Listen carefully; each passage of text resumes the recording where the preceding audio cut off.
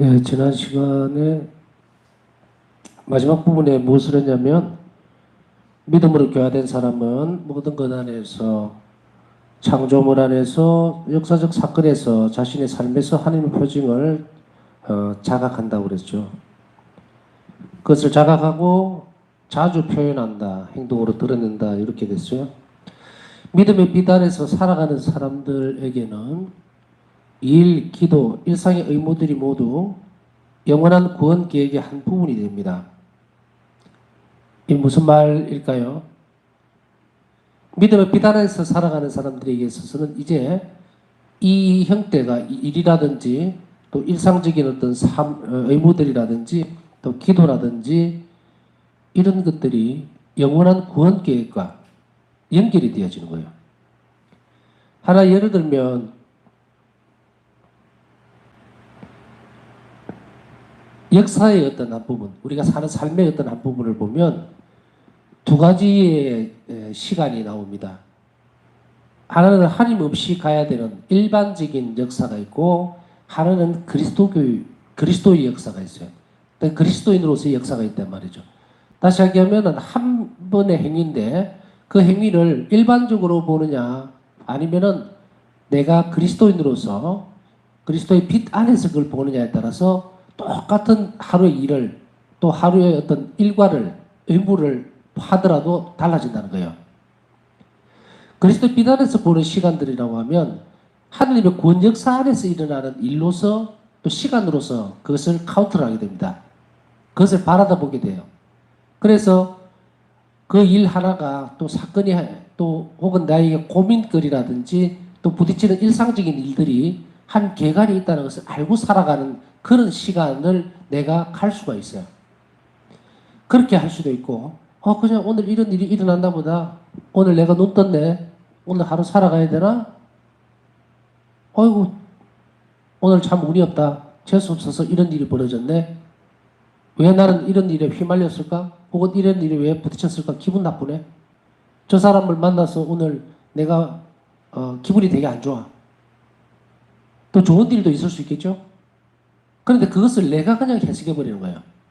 그냥 하루 일을 또 생활 속에서 일어나는 이런 빈번한 것들을 그렇게 함으로 인해서 우리는 그것과 그 하루의 시간이라든지 일이라든지 의무 같은 것들을 하느님께서 나를 위해서 세워놓으셨던 그 구원 계획과 접목을 시키지 못하는 그렇게 살아가는 사람. 그런 사람이 되느냐? 아니면 오늘 하루에 있었던 일이라든지 시간이라든지 상황이라든지 만나는 대상에 대한 부분이라든지 이런 모든 것들을 하느님께서 이것을 허락하셨으니까 나에게 좋은 일이라는 것. 그것이 비록 내가 받아들이기 힘들고 아프고 짜증나고 이런 부분들이 감정적으로 일어날 수 있죠.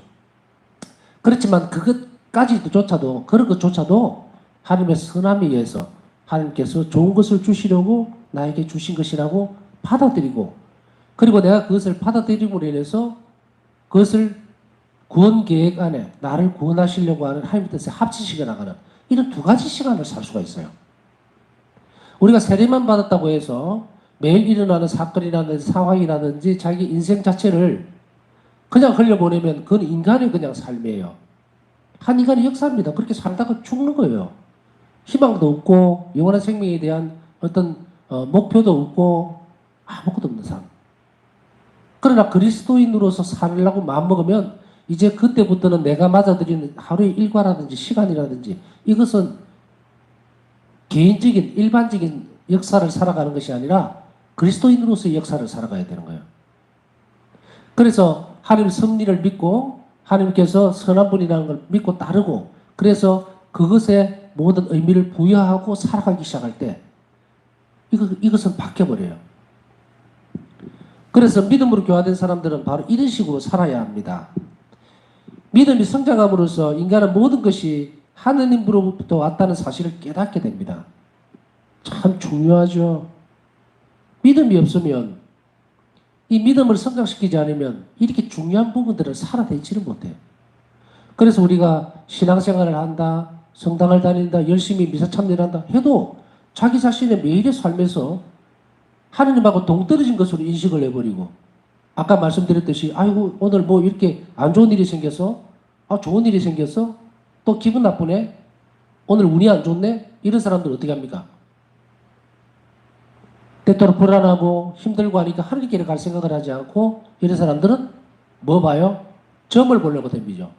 철학관 가고 오늘의 운세나 들여다보고 믿음이 성장되지 못하고 멈추어 버린 사람. 그렇기 때문에 우리에게 있어서 이 믿음을 키워나가는 것, 성장시키는 것은 너무도 중요하다. 그것은 우리 자신들의 뭡니까? 응답이 있어야 되겠죠. 그런 실천들을 지금부터 해나가고 의식적으로 받아들여야 됩니다. 믿음의 눈을 통해서 모든 것을 봄으로써 하나님과 더 깊은 관계를 맺게 됩니다. 내가 오늘 이런 일들이 있을 때, 내가 고민거리 있을 때, 내가 뭔가를 결정해야 될 때, 그때 믿음의 눈으로 본다. 그것은 이것이 하나님께서 나에게 원하실 때에 하나님은 이 일을 통해서 나에게 무엇을 주시려고 하실까? 물론 좋은 것을 주실 것이다. 그러나 지금 당장 이것이 힘들고 내가 받아들이기 어려운 부분일수록 우리는 어디로 가야 돼요? 하나님께 도움을 청하고 은총을 청하는 그 삶을 살아가게 될 때에 우리는 하나님과 더 깊은 관계를 맺게 된다. 깊은 관계를 맺게 된다는 말은 자주 얘기하고 자주 만나고 우리 일상생활에서 그렇죠. 자주 얼굴을 쳐다보고 인사하고 만나고 이러면 그 관계가 깊어집니다. 여러분들이 성당에 갔을 때도 예를 들어서 제가 본당 신부할 때도 미사 마치고 나면 신자들과 이렇게 유대 관계를 맺어야 되잖아요. 그래서 밖에 나가서 이렇게 인사를 하려고 떡 서가 있으면 어떤 분들은 반갑게 와서 인사하고 어떤 때는 손도 잡고 할머니들도 그렇고 뭐 그렇죠. 그리고 오늘 하루 어떻게 잘 보내라 얘기도 하기도 하고 또 한 주간 동안 잘 지냈습니다. 또 요즘 어때요? 이런 것 이게 친교잖아요. 이게 유대 관계예요. 그런데 어떤 사람들 대부분 많은 사람들은 그건 뭐가 그리 부담스러운지 슬슬슬슬 피해가요. 저 기둥 뒤로 돌아서 또 오다가 탁 마주칠까봐 흠칫 놀라서 저리로 가버리는 거. 나중에 얘기를 들어보면 아유 우리 본당 신부님하고 만나고 자꾸 이렇게 부딪히면 일을 자꾸 시켜. 뭔가 뭐 레저 활동하세요. 뭐 하세요. 자꾸 그래서 그게 마음에 부담이 돼서 그냥 서서서서 비켜가고 하는 그것도 이해를 합니다. 하는데 뭐 강압적으로야 하시겠어요. 근데 적어도 눈인사라도 하고 또 자주 얼굴을 봄으로 인해서 유대관계가 깊어집니다. 제가 언젠가 이런 예를 하나 들은 적이 있는데 본당 신부를 할 때에 할머니 한 분이 성당 문 그 담벼락 바로 옆에 사시는 분이었어요. 그래서 매일 미사를 와요. 매일 미사를 오시는데 오면은 여기가 제되면 딱 제일 앞자리에 앉아 있어요. 앞자리에 앉아서 항상 저를 이렇게 쳐다보면서 미사를 안내를 해요. 좀 부담스러울 정도로. 그런데 그분이 그 할머니가 내 거기 앉아서 항상 이렇게 보고 미사 마치면 인사하고 또 가고 이러니까 그러다가 이제 어느 날 돌아가셨죠. 돌아가시고 나서 이제 장례 미사를 하고 그 다음에 미사를 봉헌하려고 딱 제대 위로 올라가니까 눈에 밟히는 거예요. 그 자리가 항상 거기 있었으니까. 그래서 미사 때에 한 번 더 기억하게 되고 제가 본당을 떠날 때까지 그러더라고요. 그래서 신자들 보고 제가 그런 이야기를 하죠. 가능하면 신부님들 앞에서 알짱거리세요 그래요. 속된 말로. 자꾸 보이세요 눈에. 그래야 나중에 신부님들이 누굽니까? 미사 때 기억을 해주죠. 얼마나 복이 있는 일입니까? 그래서 이런 부분들 비록 만나서 같이 식사하고 뭐 다른 어떤 회식 자리를 만드는 그런 것으로 친교가 이루어지지는 않습니다. 그것만으로. 그저 신부들은 본당 신부님들은 눈썰미가 있어요. 그래서 아 저분이 참 힘들구나. 좀 힘들어 보인다. 이거 빨리 알게 되죠. 그래서 멀리서나마 보게 되고 자주 눈인사하고 이렇게 만나고 이러면은 나중에 좋은 일이 있죠. 그러나 상황에 따라서 여러 가지로 다르기 때문에 아이고 나는 좀 집도 가난하고 또 초췌해 보이고 옷차림도 이렇고 이래서 부끄러워서 인사도 못하고 다니는 것도 알아요. 그렇지만 가능하다면 그렇게 친교의 관계 그것을 맺음으로 인해서 신앙인으로서 삶을 좀 더 풍요롭게 했으면 좋겠다 싶습니다.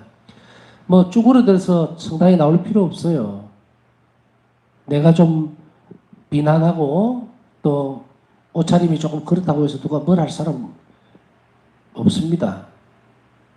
물론 본인의 어떤 자의식 때문에 어떤 그런 부분들이 있을 수 있지만 주님 앞에서는 누가 뭐라 그럽니까? 아무도 안 그래요. 그러니 성당에 들어갈 때는 어깨를 딱 펴고 거룩한 마음으로 주님 앞에 경건하게 가시는 그거에만 신경을 쓰시면 돼요. 이것 또한 우리 믿음과 신앙 안에서 드러나는 태도입니다. 이러한 것들이 하느님과 친교를 맺는 데서 대단히 중요한 거예요. 믿음의 행위라고 하는 것이 무슨 뭐 내가 어떤 숨어 있고 이런 것만이 아니에요. 그래서 여러분들이 본당에 가시면 가능하면 제대 앞으로 가까이 오세요. 예수님을 겁을 내고 그렇게 기둥 뒤에 숨어 있고 본당 신부님하고 눈 마주치는 게 그렇게 싫은지 보면은 딱 안 보이는 자리에 찾아서 앉고 우스갯소리로 할 수 있는 이야기일 수도 있지만 그러면 안 됩니다. 우리가 예수님을 사랑할수록 가까이 와야 돼요. 그런데도 불구하고 어떻게 합니까? 우리는 하나님께서 나와 같이 계셨으면 좋겠다. 예수님이 나와 친해졌으면 좋겠다. 친목관계. 정말 예수님과 깊은 관계를 맺었으면 좋겠다. 그래서 예수님께서 내 기도를 잘 들어주시고 내 삶을 잘 인도해 주시기를 청하면서 그렇게 구석에 숨어서 이렇게 보는다는 것은 뭡니까? 그거는 살아있는 믿음이 부족해서 그런 거예요. 예수님께서 정말로 가까이 계신다면, 그걸 믿는다면 여러분들이 가까이 오는 이런 행위도 큰 믿음의 행위입니다. 마음이 아직 정리가 안 되고 또 그렇게 쑥스럽고 또 어떤 때는 낯을 가려서 그런 경우도 많이 있으리라고 생각하지만 그걸 극복하셔야 돼요. 신앙은 투쟁입니다. 내 자신의 단점이라든지 자칫 잘못 드러날 수 있는 이런 잘못된 태도들은 여러분들이 가능한 한 잘 고쳐나가도록 하는 것도 또 다른 믿음의 행위를 우리가 드러내는 것이라고 생각이 되어집니다. 뭐 일반적으로 말씀드린 거니까 특별한 사정이 있는 분들을 다 포함시킨 거 아닙니다. 제가 본당 신부하면서 좀 이랬으면 좀 더 좋았지 않았을까라는 그런 바람을 한번 보태어 봅니다. 자, 두 번째로 이제 큰 테마로 들어가면 바오사 성녀의 생애에 있을 믿음. 바오사 성녀의 생애 전체를 보면 바오사 성녀는 어떤 믿음을 키워나가고 간직하고 계셨는지 우리는 살펴봐야 됩니다. 바오사 성녀가 세례 때 받았던 믿음의 선물을 가정의 신앙생활을 통해서 점점 자라납니다. 마찬가지로 바오사 성녀도 어떻습니까? 믿음은 뭐로 주어진다? 향주덕은 세례를 받으면서 주어지는 선물이라고 그랬죠. 그리고 그 선물은 뭐다? 점점 성장해야 되고, 그리고 선물을 주시면서 하느님은 우리에게 뭘 바라신다? 친교를 바라신다. 당신과 일치할 수 있고 당신께 가까이 오기를 바라시고 사귄다는 표현을 쓰죠. 친교라는 게.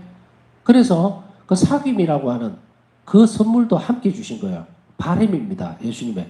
그래서 믿음의 선물과 함께 온 이 친교를 위해서 우리는 힘써 나아가야 되니까 믿음이 성장한다는 것은 친교가 깊어진다는 거예요. 그래서 바로 이러한 부분들을 우리는 점차적으로 키워나가야 되는데 이 선물로 받았던 믿음, 이것을 바오사 성녀도 마찬가지로 받으셨죠. 세례 때. 그런데 이 선물이 바오사 성녀에게 있어서는 첫 번째 단계에서는 가정에서 성장을 하게 돼요. 그래서 가정생활을 통해서, 가정의 신앙생활을 통해서 점점 성장하게 되는데 이 바오사 성녀의 가정은 어떤 과정이었을까? 여러분들이 얼핏 잘 알고 있다시피 일기에서 보면은 여러분들도 앞에 바오사 성녀에 대해서 일생에 대해서 이야기를 할 때에 어느 정도 말씀을 드렸다 싶습니다. 그것을 한 번 더 떠올리시면 되는데 그거보다 좀 더 신앙생활에 초점을 맞춰서 이 부분들을 살펴볼 거예요. 바오사 성녀의 가정에서는 하느님이 항상 어떤 자리를 차지하셨어요. 그래서 바오사 성녀의 부모님은 항상 가정에서 주님을 중심으로 모든 생활을 시작했어요. 아침에 일찍 일어나서 기도부터 있어요. 아침에 일과 시작부터 주님을 경배하고 찬송하는 것으로 시작을 해서 일과가 마칠 때도 그렇게 하셨어요. 그래서 주님을 항상 이 가정의 어떤 자리에 모시고 살았다는 것을 알 수가 있습니다. 바오사 성녀에게 있어서 믿음의 첫 본보기는 부모님이었어요. 자, 여기 우리 중요한 부분들 나오죠. 부모님이 얼마나 잘 사느냐에 따라서 자녀들의 믿음도 함께 성장하느냐, 믿음에서 떨어져 나가느냐, 이렇게 돼요. 바오사 성녀는 우리가 물론 자녀들은 부모를 보고 자랍니다. 부모가 어떻게 하느냐에 따라서 자녀들이 그대로 따라가요. 일정한 시기가 이럴 때까지는 모방의 시기를 부모님이 뭘 하는지, 아버지가 뭘 하는지, 엄마가 뭘 하는지 따라 합니다. 어릴 때 여러분들 한번 잘 살펴보세요. 딸아이 같은 경우는 어느 날 갑자기 엄마 화장대를 막 뒤져가면서 막 입술을 바르고 눈썹을 칠하고 화장을 하는 그런 모습들도 보여지죠. 그건 장난삼아 하는 게 아니라 엄마가 화장하는 모습을 봐서 그런 거예요. 그 예쁘니까. 따라하죠? 모방하죠? 또 인형을 가지고 놀다가 젖을 미긴다든지 이런 부분들도 나오죠. 물론 이건 정령신앙이라 그래요. 사물에 혼이 있다고 생각하는 어린아이 유아기적인 어떤 하나의 형태입니다. 정령신앙이라고 하는데 자연적인 형태예요. 그러나 모든 것들, 남자아이들은 또 아버지가 하는 대로 따라가요. 남자아이들은. 그래서 이런 부분들을 모방하는 시기가 있는데 어쨌든 간에 부모님은 아이들에게 있어서는 중요한 본보기입니다. 바오사 성녀에게도 마찬가지로 부모님은 가장 큰 믿음의 첫 본보기였어요. 우리가 이제 본당에 가서 이렇게 어린아이들 주일학교하고 이렇게 가르치잖아요. 그래, 본당 신부가 본보기가 아닙니다. 본당 신부가 본보기가 아니고 가정으로 돌아. 왜냐하면 막 이 주일학교 하다 보면 주일학교 미사할 때 보면 정신이 없어요. 아무리 주일을 줘도 5분을 가만히 안 있습니다. 그렇기 때문에 여기에서 신앙적인 것을 가져간다기보다 성당에 가면 예수님이 계시다는 그것만 심어주는 단계예요. 이 어린아이들의 시기에는. 그러면 그 신앙이 성장되는 어디입니까? 여러분 잘 알다시피 가정입니다. 그래서 가정에서 어릴 때부터 같이 기도하고 하는 것이 너무 중요한 거예요. 그래서 결혼을 앞둔 자녀들은 가능한 한이 아니라 요즘은 가능한 한 이런 표현을 쓰고 싶습니다만은 신자인 배우자를 만나야 돼요. 그래야 신앙생활이 자유롭죠. 아이에게 좋은 것을 줄 알고 같은 곳을 영원한 생명을 향해서 같이 갈 줄 알 때 이 지상에서 삶이 끝이 아니라는 것을 같이 알고 살아가는 그 삶이 얼마나 중요합니까? 그게 성가정이죠. 자, 다시 본론으로 돌아와서 아침이 아버지는 바오사 성녀의 아버지께서는 성가를 노래하면서 온 가족을 깨웁니다. 아침에. 저는 이 대목을 딱 보다 보니까 이게 우리 신학교 때 이러거든요. 신학교 때 아침에 주님을 찬미합시다. 하나님 감사합니다. 그것을 하루를 시작해요. 그래서 우리가 이런 같이 떠올렸는데 마찬가지로 그 비슷한 어떤 느낌을 가지고 있어요. 아버지는 성가를 노래하면서 아이들을 깨웠습니다. 온 가족을 성가를 부르면서. 그래서 또한 가족이나 친구들을 모아서 소리내어서 책을 읽는 습관을 가르쳤습니다. 여기서 소리내서 친구들이라든지 가족들이 모였을 때 소리내서 책을 읽는 습관을 가르쳤는데 이 책이 무슨 책이겠어요? 설마 뭐 소설책은 아니겠죠? 동화책도 아니겠죠? 신앙과 관련된 서적들이에요. 성인전이라든지 혹은 성서라든지 또 성인들의 좋은 말씀들이라든지 교부들의 말씀 이런 것들을 읽는 습관을 가르쳤어요. 어머니는 어린 헬레나에게 기도와 교리를 가르쳤어요. 그래서 함께 어머니는 어린 헬레나에게 기도를 어떻게 해야 되고 그리고 교리를 가르친 거예요. 하나님에 대해서. 이렇게 이 어머니와 아버지는 같은 듯 다른 영역을 차지하면서 가정 안에 있는 자녀들을 신앙적으로 가르칩니다. 가정의 신앙적인 요소들을 살펴보면 개인적인 영적 독서와 새로운 신앙의 양식들을 찾습니다. 그래서 개인적인 영적 독서라는 것은 계속해서 개인적으로 좋은 책을 읽을 수 있도록 시간을 만들어주고 또 새로운 신앙의 양식들을 찾을 수 있도록. 새로운 신앙의 양식들이라는 게 뭡니까? 기도하는 방법들이라든지 이런 것들이죠. 그래서 그런 것들을 가르쳤다. 가정의 신앙적 이런 요소들은 우리에게 있어도 반드시 필요합니다. 그래서 가정에서 전에도 말씀드렸죠. 역적 독서를 하는 것은 대단히 중요하다. 그래서 10분이든 20분이든 성인전이든 아니면 성인들의 어떤 말씀을 모아놓은 것이든 하는 이런 것들을 또 혹은 성서를 읽는다든지 이런 부분들을 매일 조금씩 읽는 습관을 가지는 것이 대단히 중요합니다. 바우사 성녀가 굳건한 믿음의 기초를 얻고 신앙생활을 통해서 이를 더 발전시켜 나갔던 것은 바로 성녀가 머물렀던 가정에서부터 시작이 됐어요. 아까 말씀드렸듯이 그때 당시에는 보면 오늘날도 뭐 별반 다르지는 않을 것 같습니다만 그때 당시에는 아이들을 모아놓고 따로 교리를 가르친다든지 이런 부분들이 없었습니다. 일찍이부터 유럽은 오늘날 우리나라에서처럼 주일학교라는 그런 개념이 없어요. 왜냐하면 태어나면서 바로 세례를 주고 세례를 받으면은 그 다음에는 그냥 자연스럽게 신앙생활 속으로 녹아 들어갔기 때문에 그런 것이 없었어요. 그래서 성인들에 대한 교리만 지금도 유럽에서는 합니다. 어른들을 대상으로 하지 어린아이반은 없어요. 우리나라는 선교지역이에요. 아직까지도 선교지역이기 때문에 우리나라는 유럽은 거의 다가 가톨릭화가 됐기 때문에 어릴 때부터 그냥 세례 다 받고 그냥 성당 가고 이런 구조로 되어 있고 우리는 선교지역이니까 어떻게 됩니까?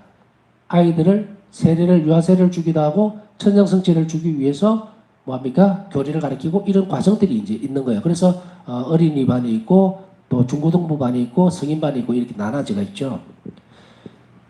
그래서 이런 상황을 생각한다면 바우사 성녀도 마찬가지로 교리를 배운다든지 신앙생활을 할 수 있는 곳이 어디다? 가정이었다는 거죠. 그래서 가정 안에서의 이 신앙생활을 통해서 바우사 성녀는 굳건한 믿음의 기초를 얻고 발전시켜 나갔던 것입니다. 그래서 바우사 성녀는 바로 이 가정에서부터 출발을 하게 됩니다. 가정생활을 바우사 성녀는 회상을 합니다. 아버지가 하느님께 드렸던 사랑으로 가득 찬 기도와 믿음은 수녀인 자신을 부끄럽게 만든다고 기록을 했습니다. 바우사 성녀가 수도 생활을 하면서도 아버지가 하나님께 드렸던 사랑으로 가득 차있던 기도와 믿음, 그것은 자신을 부끄럽게 만든다고 했으니 얼마나 신실하고 깊은 신앙생활을 자녀들에게 보여주었는지 모릅니다. 자, 이렇게 가정생활 안에서 바우사 성녀는 이렇게 성장을 하게 되죠. 그래서 이렇게 성장을 하면서 바우사 성녀는 모든 기도 생활의 중심지에서 누구를 찾는다? 예수님을 알게 됩니다. 이렇게 발전되어졌던 바우사 성녀의 믿음의 성장은 이제 수도 생활로 두 번째로 넘어가는 거예요. 바우사 성녀의 믿음은 수도 생활을 통해서 이제 더 깊어집니다. 수도에는 수녀들에게 영성 생활을 성장시킬 수 있는 환경을 만들어 주었습니다.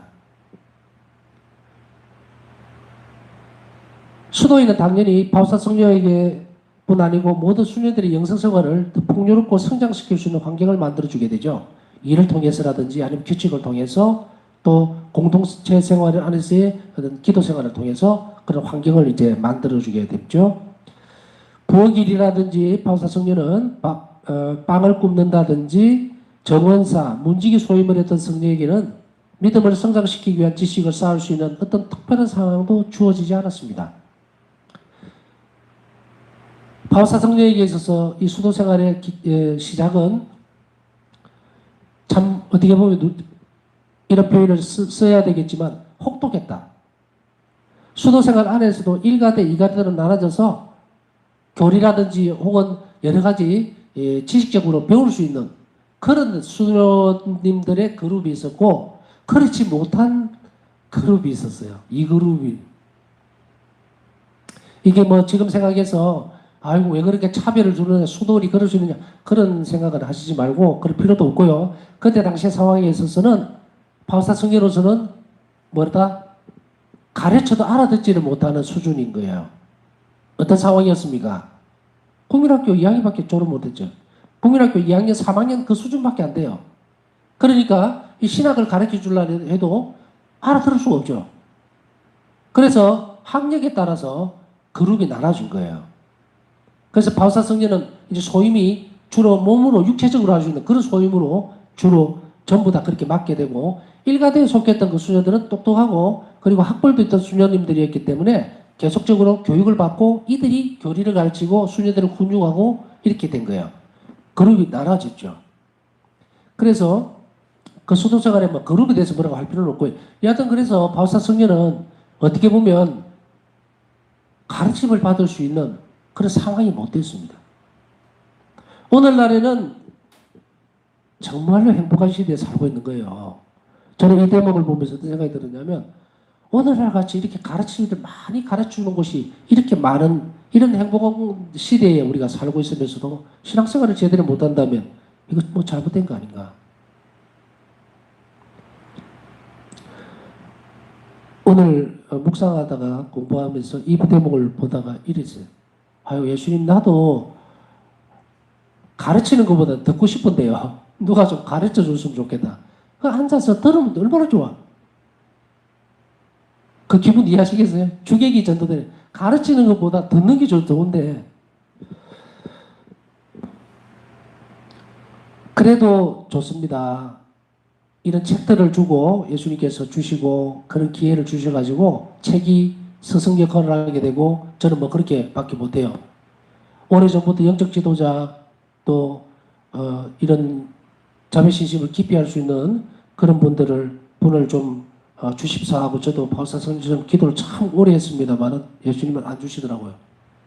그러다가 이런 그 서적들 신앙적인 그 바우사 성녀가 계시던 자매 성모 수녀에서 이런 정말로 귀한 서적들을 접하면서 아 이것이 스승이구나. 예수님께서 나를 이 책을 통해서 지도해 주시겠지. 이제 저는 그렇지만 여러분들은 좀 다르죠? 어쨌든 제가 얘기를 하고 있으니까 여러분들은 들으면 되는 거고 저는 선생님 입장이고 여러분들 학생들 입장이니까 얼마나 좋습니까? 여하튼 바우사 성녀는 우리는 이런 행복한 시대에 살고 있지만 바우사 성녀는 그렇지 못했죠. 그래서 전혀 들을 수가 없었어요. 빵을 구워야 되죠. 식당 일을 해야 되죠. 주방 일해야 되죠. 그 다음에 문지기 소임을 하니까 뭐 가르침 다른 수녀님들은 전부 이제 옆에 책 들고 책을 옆구리에 끼고 배우러 안 가겠습니까? 교리고 뭐고 다 배우러 갈 때 바우사 성녀는 가지 못했어요. 그래서 혼자 있었어요. 혼자 있으면서 그 소임을 묵묵히 해 나갔습니다. 자, 그러면은 바우사 성녀는 여기에서 어떻게 믿음을 키워 나갔을까? 이렇게 환경이 마련되어 있지 않은 이 상황에서 성녀는 자신이 할 수 있는 평범한 방법을 사용하고 영웅적인 믿음의 경지에 도달합니다. 자, 이게 중요해요. 바우사 성녀는 주변 탓을 하지 않습니다. 그렇죠? 가르침을 많이 배울 수 있고 배울 수 있는 환경 자체가 없었지만 그러나 바우사 성녀는 당신 자신이 할 수 있는 일을 할 수 있다는 것은 평범한 삶을 어떻다? 비범하게 만들 수 있었다. 그렇다면 여러분이나 저나 환경 탓을 할 것이 아니라 내가 무엇을 할 수 있는지를 지금부터 찾아서 가면 돼요. 그걸 가르쳐 주죠. 바우사 성녀는 신앙서적이나 성인들의 전기와 글을 읽고 매일 묵상한다. 자, 매일 묵상한다. 그래서 한 번 더 밑줄 쫙 그으면 영적 독서를 꼭 해야 됩니다. 수도 생활 중에 사제들이 강의를 듣거나 피증을 하면서 영성 수련을 했습니다. 바우사 성령에서 참 기뻤던 순간들이 아마 이 부분이었을 거예요. 이제 수도원에서 신부님들 초대해서 강의를 할 때, 영성 수련을 할 때, 그때 혼정신을 집중해서 정말 기회가 이분에게는 없죠. 아까 앞에서 다 했듯이 다른 수녀님들 그런 기회가 늘 있지만 바우사 성령이 없었거든요. 정말 청음과 같은 이런 기회들을 온 힘을 다해서 다 들었다. 여러분들도 본다에서 또 신부님들이 많이 애를 쓰죠. 뭐 제수요일이라든지 사순 시기 동안에 사순 특강을 하죠. 제수요일 지나고 나면 사순 특강이라든지 대림 특강이라든지 이렇게 만들어주면 어떤 일이 있어도 가서 들으세요. 그런 귀한 기회가 없어요. 물론 오늘날 유튜브며 또 여러 가지가 뭐 들을 수 있는 것이 굉장히 많은 시대에 살고 있다 하더라도 그런 귀한 시간들을 놓치지 않으면서 그것을 우리 것으로 만들어가는 것이 중요하죠. 그래서 바우사 성녀는 이런 부분들을 사용하면서 영성 수련을 했습니다. 자, 우리가 영성수련 그러는데 영성수련이 특별한 거 없죠? 이런 기회들, 좋은 강의를 들을 수 있는 시간들이 있으면 그게 영성수련이에요. 그리고 내가 신앙서적을 읽고 매일 묵상하는 거, 이게 영성수련입니다. 그리고 성서를 읽으면서 묵상하는 거, 이게 다 영성수련이에요. 그러니까 신앙서적이라든지 성서라든지 또 혹은 성인들의 전기라든지 훌륭한 좋은 강의들을 듣는 것, 그걸 들으면서 뭐 한다? 매일 묵상하는 것. 그것이 영성수련의 과정입니다. 파우사 성령이 이해하셨거든요. 우리도 이렇게 하도록 노력을 해야 됩니다. 그래서 그냥 좋은 것을 들었다. 훌륭한 지식을 내가 좀 더 가질 수 있었다 하면 그것은 아무 쓸모가 없어요. 묵상하셔야 돼요. 그래서 여러분들은 이 강의도 강의가 아니고 지식을 하나 채웠다. 그래서 방법을 하나 더 획득했다. 그렇게 거쳐서는 안 됩니다. 방법을 가르쳐 줬습니다. 이제 여기서 오늘 배워야 될 건, 또 묵상해야 될 건, 중요한 거 뭡니까? 두 가지죠. 매일 10분이든 20분이든 뭐다? 영적 독서를 할 것. 두 번째는 독서한 것을 묵상할 것. 자, 오늘은 여기까지 하겠습니다. 우리가 매일 이제 우리도 묵상을 하죠? 묵상을 하니까 묵상하는 법을 주님 앞에서 배우세요.